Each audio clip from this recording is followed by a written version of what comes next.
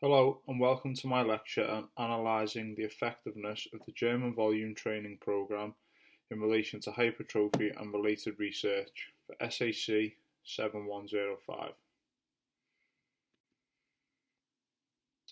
Today's objectives will firstly be to have an understanding of GVT, secondly to define hypertrophy, and we will then look to analyse if the volume within GVT is necessary.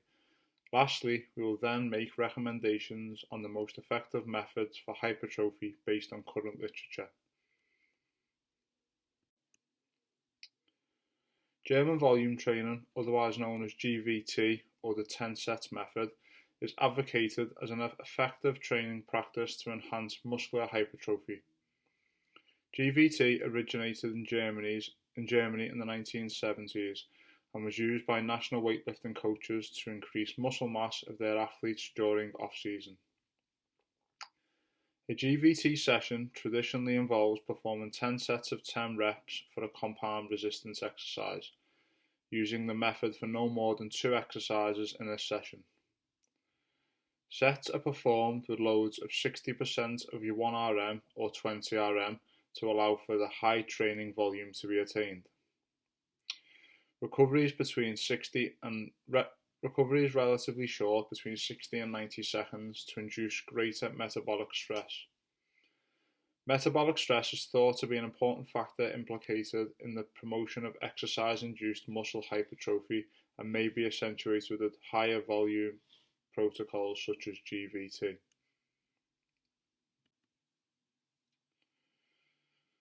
Hypertrophy can be defined as the enlargement of an organ or part of the body due to increased size of the cells. For this lecture, we'll be specifically looking at muscle hypertrophy, which put simply means an increase in muscle mass. One of the key points to highlight is that muscle hypertrophy happens when a stimuli is introduced which then facilitates the muscles to adapt.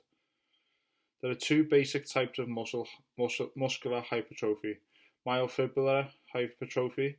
This refers to the increase in the number of myofibrils, which are long strands in the muscles that help it contract. When the myofibrils increase, the muscles get stronger and more dense. The second type is the sarcoplasmic hypertrophy.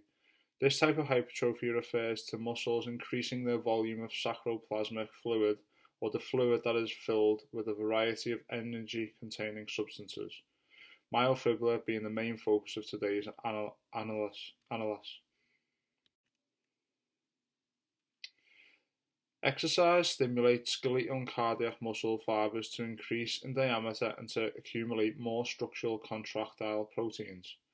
Muscular hypertrophy occurs when muscle protein synthesis exceeds muscle protein breakdown and results in positive net protein balance in cumulative periods. This could be achieved with both resistance training and protein ingestion, which stimulates muscle protein synthesis and leads to decreases in muscle protein breakdown. Some of the most common variables manipulated during resistance training are volume, intensity, reps, sets, tempo, rest, and exercise selection. Coaches and researchers have tested many different combinations of these variables over the years to find the most effective plan to increase muscle hypertrophy. Protein and calorie intake are also an important factor in muscle hypertrophy. One element that all research agrees on is the need for the athlete to stay persistent in training and diet. Recently, research has shown that muscle hypertrophy that occurs at early initial stages of resistance training, up to 4 sessions, is mostly attributed to muscle damage-induced cell swelling, and the majority of strength gains resulting from neural adaptations between 8 and 12 sessions. Within the latter phases of resistance training, between 6 to 10 weeks, this is where the muscle growth begins to become the dominant factor.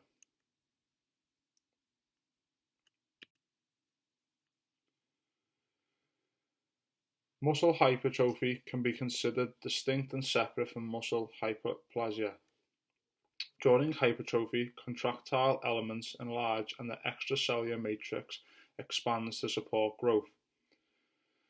This is in contrast to hyplasia, which results in an increase in the number of fibers within the muscle.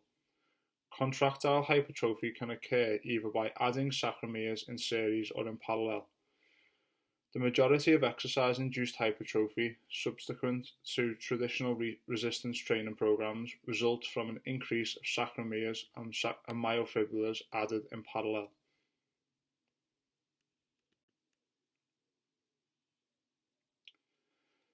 When conducting research on the most common recommendations for muscle hypertrophy, some of the common themes can be seen in the table on the screen.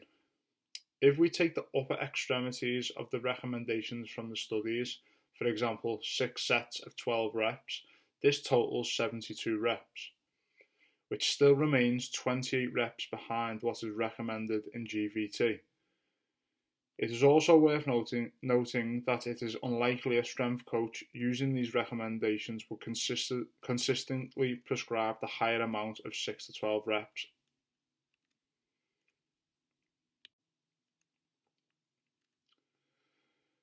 When analysing the current research on specific physiological adaptations of GVT practices compared with lower volume practices, i.e. 5 sets versus 10 sets, there is a number of studies that have found 10 sets to be no more effective than 5 sets when aiming to increase muscle hypertrophy or strength.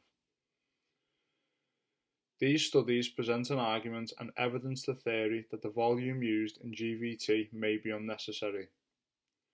It is worth noting these studies were conducted over relatively short and small periods, and to solidify these findings, research should be conducted on the long-term effects of GVT on physiological adaptations.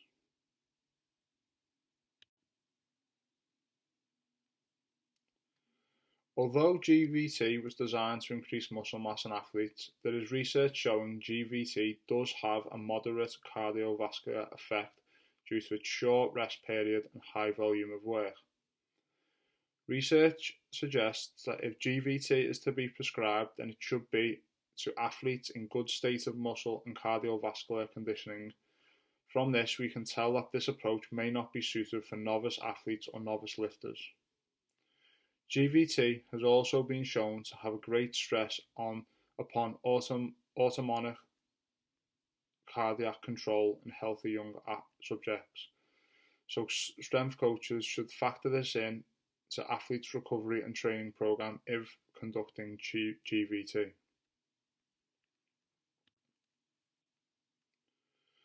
As mentioned in previous slides, protein intake plays an integral role in muscle hypertrophy. Skeletal muscle mass is critical for sports performance and in many pathological conditions. The combination of protein intake and resistance exercise is the most efficient strategy to promote skeletal muscle hypertrophy and remodeling. However, to be really efficient, certain conditions need to be considered. The amount, type, and source of protein do all matter, as well as timing of indigestion and spreading over the whole day.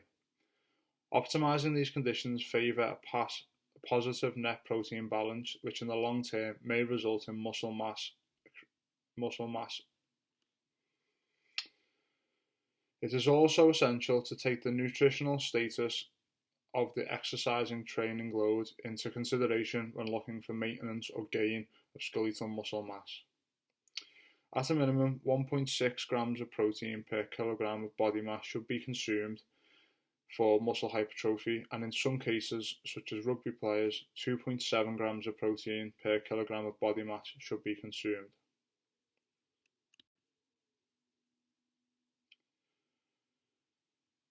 When analysing GVT and related hypertrophy research, the following recommendations can be made.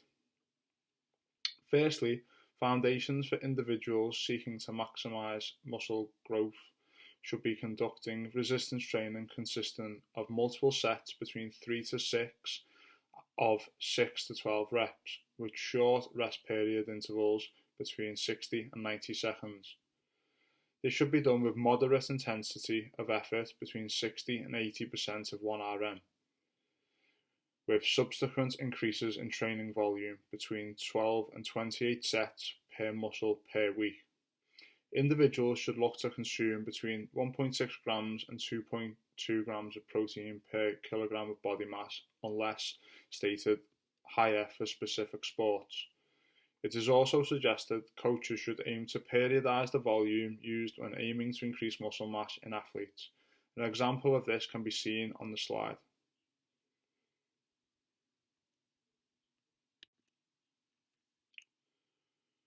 To conclude, based on the related research and evidence, it could be suggested that the volume used within GVT may be excessive and offer little to no reward for the sets conducted over 5.